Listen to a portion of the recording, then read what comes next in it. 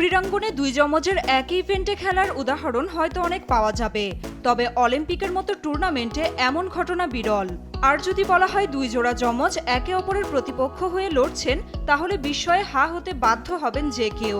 এমন বিরল ঘটনায় এবারের প্যারিস অলিম্পিকের ব্যাডমিন্টনে ঘটেছে। মেয়েদের ডাবলসে যুক্তরাষ্ট্রের অ্যানি এবং ক্যারিজোর বিপক্ষে লড়ছেন বুলগেরিয়ার যমজ বোন স্টেফানি এবং গ্যাব্রিয়েল স্টুয়েভা। এদিকে মাত্র ১১ বছর বয়সে প্যারিস অলিম্পিকে খেলতে এসে রীতিমতো হইচই ফেলে দিয়েছেন চীনের জেং হাওহাও। এবারের আসরের সর্বকনিষ্ঠ অ্যাথলিট তিনি।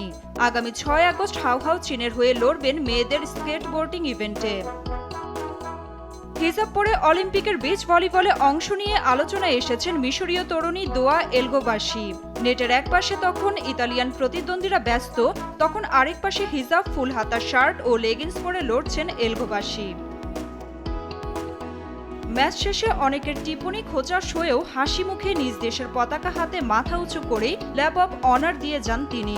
যদিও আয়োজক ফ্রান্স শুরু থেকে হিজাব পরার ব্যাপারে বিধিনিষেধ আরোপ করেছিল। নাফিয়া ফারসানা, স্পোর্টস ডেস্ক, দেশ টিভি।